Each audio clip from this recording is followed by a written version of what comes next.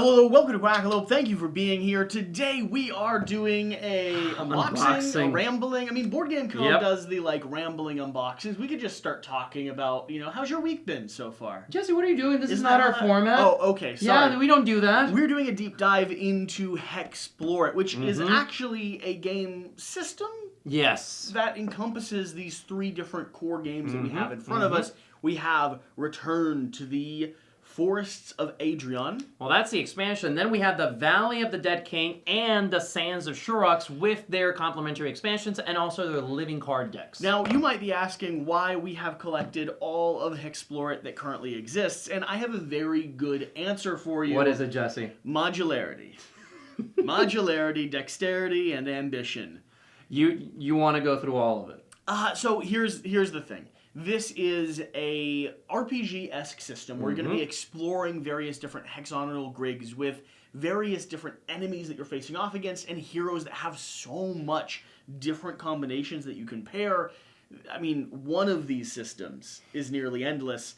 3 of them is ambitious, and I still yet want to try them all. Expand your hero library. This is per game. Expand your hero library to over 250 combinations in this box. So it's a lot. We know enough about these games to walk you through what they're doing as we open them up. We're just going to have fun sharing the artwork with you, showing off the tiles, talking about some of the baddies, probably reading a little bit of the spoiler flavor text as we explore. There's flavor text? There's a touch or two of flavor text. A little bit of flavor text. Just know, if you are a RPG fan, if you're a fan of sort of the mathematical part of the RPG adventure where you're pairing up stats and doing your very best to slowly upgrade and traverse and deal with things that are happening on the table until you can finally face off with the giant bad, the creature that has been ravaging the landscape, this does that. Isn't it a little bit like Mage Knight Light? To me, kind of the exploration method.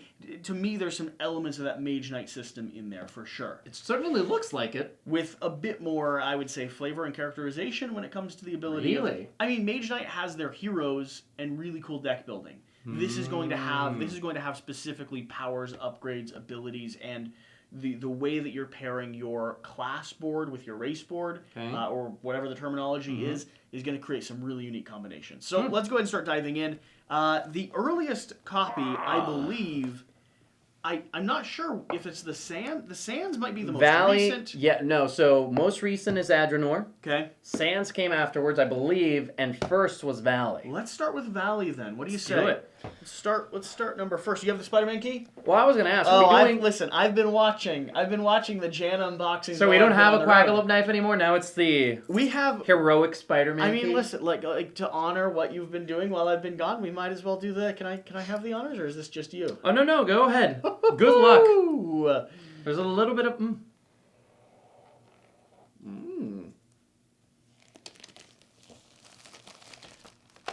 Okay, I gotta say that was mighty impressive because I never get it right the first time. Yeah, I watched the magic of editing. I watched the first time you tried to do the Spider-Man key. It wasn't the prettiest. You want to go ahead and cut the seam on a few of these? Well, because I was trying to be careful. The key is not an ideal tool to open boxes with. Valley of the Dead King. So, what we're going to find in here. Let's start digging through. First off, I have no idea what this is. I assume this is a poster? Cool. Yes, it is. Cool. And I begin to have trouble. Oh, there we go. You're struggling. I don't know why I can't ever open it on a single swipe. So these are going to be the tiles. We're going to start with, this is going to be a modular little player board system here, which is going to track the events that are happening. You'll be rolling. I can go ahead and punch one of these out. We don't need to punch everything out, but I'll go ahead and show you a little bit of what we're doing here. So this is all going to lock together. This is going to have the different events and different consequences, creatures, locations that you might be encountering throughout the course of the game. Keeps things organized and still slots into the side. All of these other tiles are going to be variable. They're going to start building out the different locations, regions, areas that you're moving to, and each scenario will, be different based off of what you're playing and how you choose to set it up. So, tile after tile. After tile. After tile. And then, until we finally get down to what I think is going to be the most interesting part of this unboxing, the pens. The pens? So, HEXplore does something unique. The player boards are actually dry erase boards, and you're tallying all your scores and your evolution of your character in each one of these slots. At the beginning of the game, you will be given a player board, and actually, I don't know why I always do that. A player board and also a race. You will tie these into each other, and that card will determine how these different initial abilities start. And they have absolutely no chill. So each of these locations are going to have different abilities. They'll be modified, like you said, by your race. You're also going to have your cards, your backpacks, your vitals, your food that you have to add in, or you just writing down to show people how it works. You have your special abilities here in the center. You have a great piece of artwork here on the back. Yeah, you do. And they have absolutely no chill. So, for instance, let me steal this from you. For instance, Jen, let's just start going through. We could have the Brute. And the Brute Goblin. The Brute Goblin. We can have the... Oh, and I should show off the artwork because I'm excited about that. We can have the Scoundrel. Lizardman. The Scoundrel Lizardman. We can have the Nomad. Shade. The Nomad Shade. Awesome. We could have the Beastmaster. Angelborn. The Beastmaster Angelborn. I like that. We could have the Priest. Halfling. Priest Halfling. Awesome. We could have the Elementalist. Elf. Elementalist Elf. Yeah, that actually looks pretty accurate. Tinkersmith. Demonborn. Okay. And from there, I'm just going to start going quicker. We have a Shaman, a Illumon. Guardian, a Trap Specialist, a Weaponsmith. Orc. A Necromancer, an Shifter, Illusionist, a Divine Centaur, One, a Rabble Shade, Rouser, Troll, an Acrobat, Dragonclin, the Dryad, Summoner, the Orc, Ogre, the Cartographer, the Gnome, Minstrel. A human. I was going to say Jesse afterward, but you stopped. Every one of these is going to have piles and piles. Oh, okay. It's just that one piece of race. Okay. Every one of these is going to have piles and piles of various different characters, classes, and combinations that you can pull together. It's awesome. Look at that. He's a lazy bum. Look at him. He's just laying there. He's a rabble rouser. That's exactly what he is. Lazy bum, rabble rouser, interchangeable. Oh, okay. Look at that. We have more things down here. Ooh. We have miniatures. These represent the big baddies in the game. Yeah. And I think also us, probably? Let's see. I'm not sure what those two miniatures represent. I know this is the Valley of this is the Undead King. So we have to watch out. We have different things that we can face off here. We have the Goblin Emperor. We have the Overlord. We have the Frost Giant Jarl. We have the Dead King, who's the main bad guy. The Bandit Prince. The Gray Slime. Yeah, the Gray Slime. The Giant Basilisk. And the Cryovin. What is a Cryovin? We have the battle mat. I have no idea. I assume they came up with that. The battle mat's going to be we're facing off against different creatures. This is the battle system right there. Yeah, battle system. It's variable based off of how difficult you want it to be.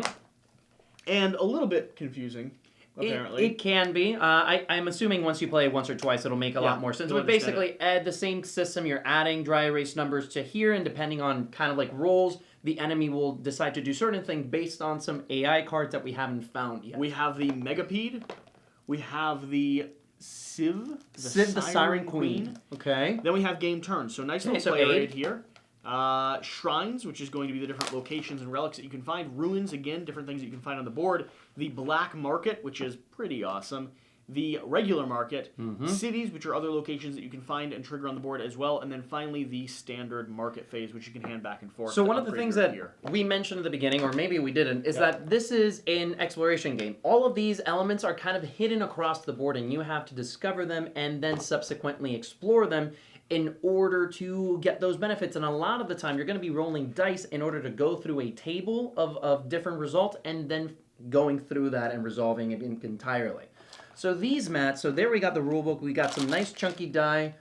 Please tell me no mouthfeel. Oh, you can do mouthfeel if you'd like. That's fine. I don't do mouthfeel. No, go ahead. Feel free. Is it necessary? Because I've seen you mentioning it on every video now. Today's the 17th of Tammuz. I'm fasting at the moment, so if you just want to go ahead and... I mean, it's delicious. I just can't eat it. So what are the prerequisites for mouthfeel?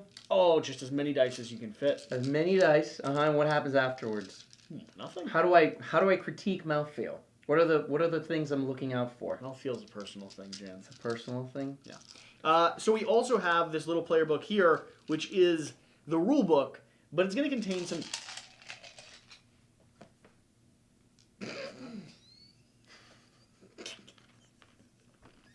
Oh, you're swishing them! Stop! Stop! I don't go that far! Oh! What? You want to throw these? No! They're great! Go ahead! Stop! Go ahead! I don't want throw them! Get out of here! My pain and merchants, my pain. That was impressive. I got most of those in. I was telling you about the rulebook here, which is also going to have gameplay. Is there a description on taste in mouthfeel? Because not great taste. Gameplay, combat, and no, the taste wasn't not the best taste. Looking for. Mouthfeel was actually quite excellent. Had a nice grainy feeling to it. I could feel the crunch on it also. So it's pretty good. Pretty good. Ridiculous. So rulebook, pretty straightforward, and then we have these character packs. Okay. What? Oh, Scourge of the Valley. For hundreds of years, the Dead King has quietly amassed power, unchallenged by the denizens of the valley. But he moves into our cities, bent on changing the world as we know it. Instead of life, singing of the joy of children and laughing in the streets, our cities will be plagued by death. Some have tried defeating him, but none have yet succeeded. All who go up against him eventually fall to his power and join his ranks of the Bone Legion. I fear the population is closing to deserting the valley, for the Bone Legion, led by the Dead King, now moves, seeking to destroy life wherever he can find it. That is the perfect amount of flavor text, actually. It's really good. That is the perfect amount of flavor text. So where is the board with the event? So bring this here really quickly. So the way that this is going to work, this is going to be one of the major mechanics in the game. There is a deck of circumstances or events. These cards are going to be placed randomly on each one of these slots. And you take the already analyzed mouthfeel of these dice and you roll it. And depending on the number that shows, you will correspond to that card. So for example, if you are going through this event, you will now be fighting a wyvern. Once you're fighting the wyvern, you grab that battle mat that we looked through, and through dice rolling as well, you will then go through these these are regional events as well. You'll have a giant board all splayed out. We'll have some B-roll of this and stuff. You'll have a giant board all splayed out where you're actually moving and maneuvering, upgrading, stopping at towns, cities, markets, fighting people along the way. And these are the events that you find while you're on the road. Like, distracted, you're going to have a consequence. Spoilage. It has been raining for days and your gear is soaking wet. After hiking today, you found all the rain has spoiled your food. Each hero loses half their food supply. Oh. Stuff like that. Not fun. And each of these are going to be tied, I believe, specifically to the various different consequences and games that we're fighting, right? So yep, this is correct. The event deck. For the Valley of the Undead King. And as you can see, these are pretty substantial. These decks are quite hefty. This one is going to be different elements that you're drawing as you're fighting. This basically starts improving your character throughout the journey as well. So you have different elements there that you can start adding into your dry erase board. Okay, let's start tossing some of this stuff back in. Okay. And working our way towards... So do you want to manage the dice? Should I manage the dice? You got that. I got the... I got the... You're missing one part of the... Oh, no, you already... Is this the Undead pack? No. Oh, there it is. You gotta open the living deck. We have the expansion and the... Did you already open the expansion or no? Oh, that's right. Where is the Yeah, expansion? there's a ton of different things. You have it over there. Can I have that key back? Ah. Are you gonna check the mouthfeel on the key too? Don't check mouthfeel on the key. Hand me the expansion. I can start opening it. Key 3 out of 10. I tell you, it's not the most easy of tools. And yes, these will be sanitized before we play. Hand me the box, Jesse. Hand me the box. So this is gonna be. We'll start putting things back in here. That should go into the box that it's from. It will. Here, okay. Oh, the return to the Valley of the Undead King. Now this is just gonna add more characters, a few more boss scenarios, more things that we can face off against and fight. And this one here, living card deck. You'll find 4 card types in this deck. Keep each type separated in their own stacks and shuffle them if indicated below. We have, when you draw a matching living card from the Circumstance or Quest deck as shown below, place the applicable stack of 12 cards in the respectable slot. When you draw the What Was That or the Basque's special favor card, draw an additional card from the stack and play it. So this is just going to be additional peril deck cards, expansion content, living content. Living cards are marked with living content symbol and are found in the living content cards in this deck. The Dead King curse cards and the peril card rules. Oh, wow. So that has a lot of new wrinkles. It's adding more wrinkles, more modularity, and I think some of the living cards are like updated core system cards. Okay, cool. So here, let's put this back in right there, and I've just opened the expansion. We got new colored dice right here. Mouthfeel as well? No. Oh, we're done with mouth. Okay. Done with mouthfeel. Cool. I like that. Next, we're going to have these new abilities here. I don't actually know. Oh, these are traits. So it's another Give me way that card box. of which one? This one? Of varying your different heroes. You got things like leader, headstrong, wrathful. They're going to add new types of attributes at the beginning of the game, and you also have a special power that you can activate later on. You also have marker for some new bad guys there, and the most important thing, the heroes, Vagabond. Ooh, we got the Vagabond right there. Oh, look at that guy, dude. Nice. That is awesome. Okay, then we got the Earthreader of the Wild. That is That's the enemy. The Alabast. We got the Beast Lord. This is either maybe an ally or enemy. No, they're both enemies. Yeah. Beast Lord. Ooh, I would be him. Or her, or it. I like that. The Wolf Pack. The Storm Elemental. The Spellblade. Huh, nice. And interesting. You can play the as Dead the Dead King. Nice. Oh. That's cool. Fascinating. Okay. Interesting. Maybe, are you the bad guy? Maybe this is like you are the bad guy. Yep. Interesting. Then we have the same elements here. So, for example, these are some of the circumstance cards that you'll be facing. Then we have the classes here. So you got the Hexclusive Highlander, then some more classes, legendary enemies. So these are going to be much tougher than your regular. They even have different card backs. You got a Gremlin, the Moor Gnome, Fugistill Crave. So all of these are legendary cards. So this is to step up your game considerably from what the base game offered. And finally, we have another pack here, which is going to be those specialty cards that we saw. And some more events. Expansion, little book. Here we have more artwork around some of these scenarios. Dead King phase overview. Ooh, what is that thing? That looks awesome. It is a necromantic siphon. Wow, okay. Got ambitions now. Okay, so this is just adding so much already to that base game.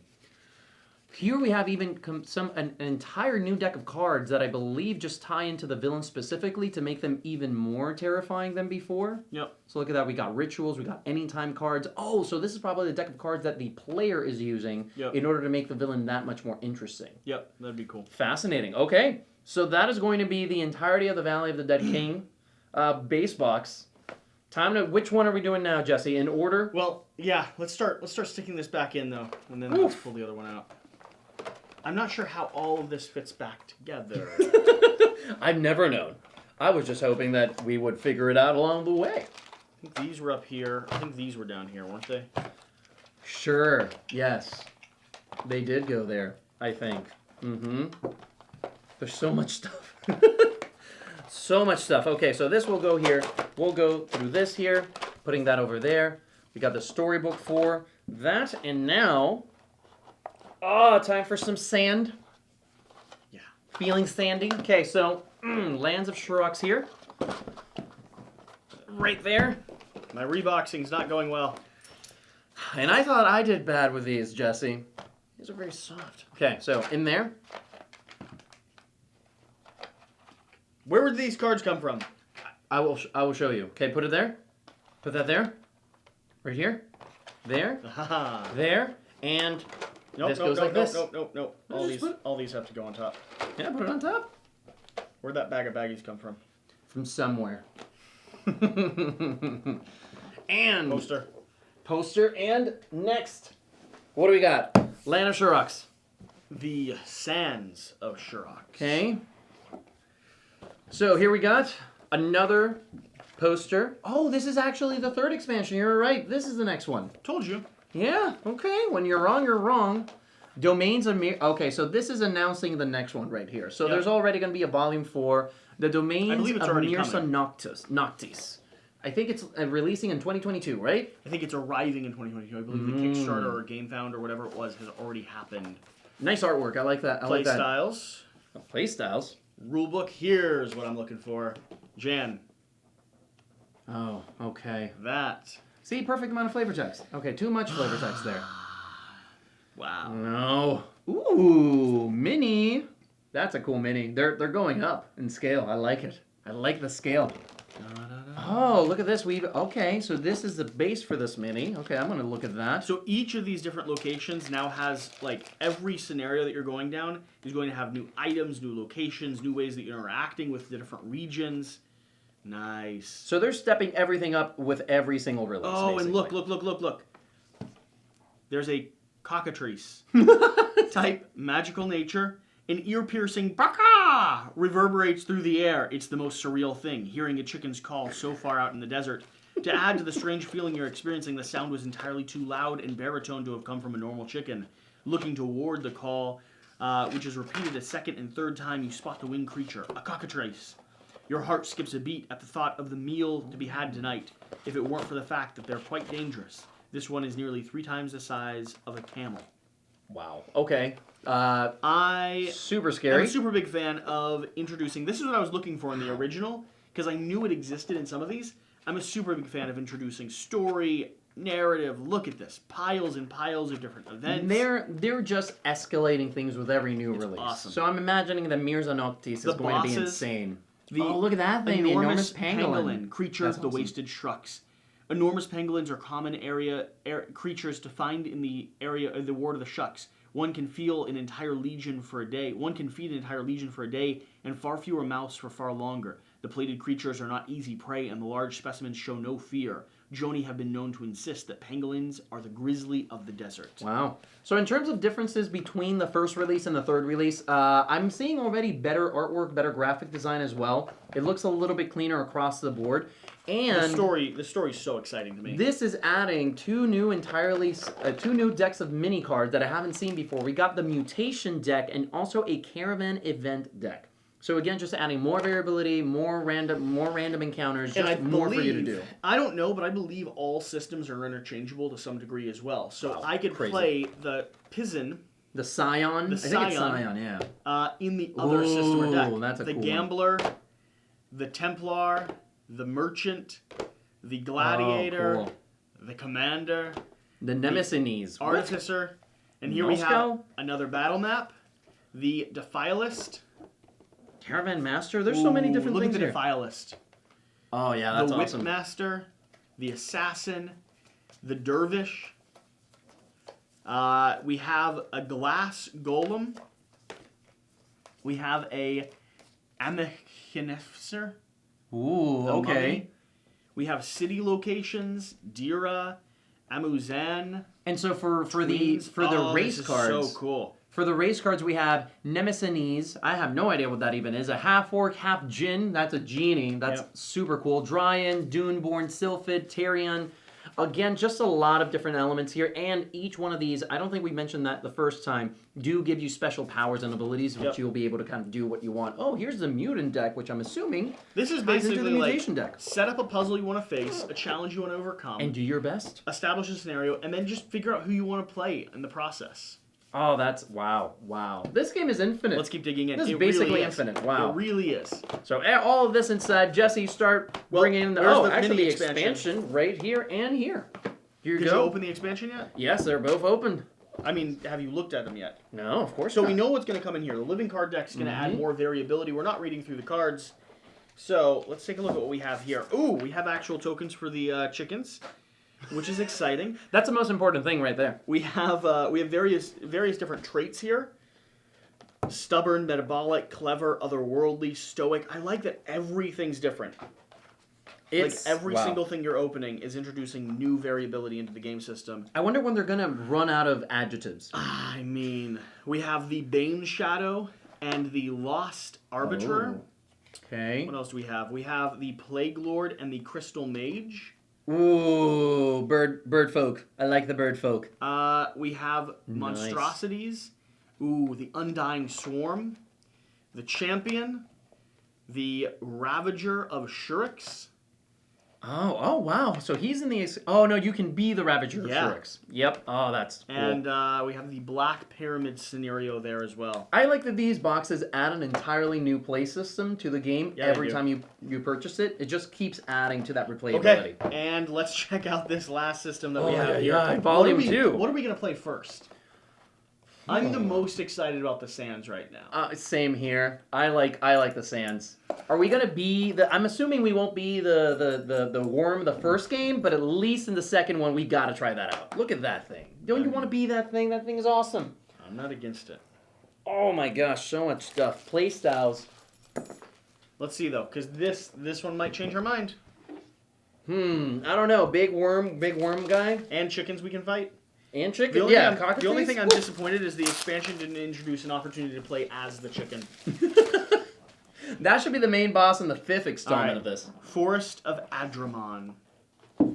Oh yeah, and you're right. It's hinting at the next one that's coming out. Mm-hmm. And this is the poster for this one. Awesome. Oh, very cool. Good for them. We have another miniature in here. This looks like the woman that was on the front cover of the box. Rulebook, here we are. More story. More story. What we Beginning doing? of the game. Mm-hmm. Let's see here. A foul wind cut through the trees, bringing with it a sense of dread and hopelessness. This land, once known for its lush trees and clear rivers, now lies stained by a corrupt power. And home Adramon and her vile sorceress has reached out with their magic and transformed the minds of those who once called this place home into her slaves. The mind wept tirelessly as they work, ever doing the Magi's bidding, turning the forest into a place of darkness and death. It is into this nightmare that you have awakened, memories of the past being far beyond your grasp. Still, one moment remains. A dryad by the name of Elowin visited you when the world was dark and shined a blessing upon you. She called you by name, releasing you from Adarmon's curse. While rising into this now wild and twisted wood, you see a city behind you. Its gates open wide, knowing that fate has given you a second chance. You run towards them, resolved to do whatever you can to end this horror and stop Adramon. Okay. Sweet. The stakes are high. Higher than ever. So here we have I've already separated everything as best as I could. Here we have the new enemy types. We got the Enraged Elemental, which looks absolutely amazing. I probably find the flavor text around him. Adramon, the mage. So this is going to be our main boss right here. We got the Wendigo. Ooh, the Mad King. Do you have the Mad King out yet? The Mad King, not yet. Probably but in the back of that. Sathroman, I just checked. This one has no the one Wendigo. truly sure how Maktrek lost his sanity. The once great Troll King sits in the empty hall, surrounded by madness and his servants that only appear in his mind. He rants and raves, still believing that his kingdom is alive and powerful. Lucky for him, his insanity is something that even Adramon cannot overcome in her control. Awesome. Yeah, so that's him right here. The Mnekrek. Wow, these are really cool. I like how everything is just always escalating, becoming better. In terms of heroes that you're going to be able to be in this one, there's a dire bear. Yeah, I saw that one, which looked super cool. And the Spider Queen there. These are really nice. I like the Bloodborne aesthetic that it has. We got the Solipus. The sweet dreams are... Sweet dreams are made of me. The Warden. The Soul Reaver, I'd be that one. The Verdant Keeper, the Floromancer, Druid, Stormcaller. Oh, I forgot about the artwork. You're 100% right. The Stormcaller, nice. Historian right there, and then we got our Battle Mat as well. And in terms of new mechanics, we got destinations and fragments for this one. I wonder if the mechanics themselves can also tie into each system. Man, I think these systems are meant to lock together. I think I'm not 100% sure if everything is transferable, but I'm pretty sure all the systems, like the traits, the gameplays, the creatures that you're fighting, everything is supposed to be a bit modular. That Vigorous, explains stealthy, why it's so gentle, popular. Wild. I mean, it's insane, isn't it? Yeah, just it's the amount of crazy. potential content here. Let's see. Okay, so here we got the Realm Crosser. Nice. We got a Hyperion as a bad guy. We got the Wellspring Channeler. Okay. Ooh, okay. The Noble as a bad guy. And then we also have the High Guard Captain. The Rune Master. Oh, awesome. And finally got Adramon the Magi, which is a bad guy that you can become the villain. Very cool. And that's pretty much it. This is going to be a overview and unboxing of a HEXplore. I'm sure there's B-roll that you saw covering kind of the way the game looks when it's set up on the table. We're going to bring this down and start digging into it, figuring out exactly how to play it. Oh my gosh. If you, the audience, could choose to see any system in play, what are you looking for? Like what, I mean, if you're a fan of HEXplore already, what scenario do you think would be the most interesting to watch us struggle and expire against? Thanks for watching. Whatever you do. Remember to do the important thing. Get out and don't mess with any sandworms. We'll see you guys next time. Or cockatoos. Cockatrices, Jesse. I'm sorry. That's only when there's many of them. Cockatrice. Cockatrice!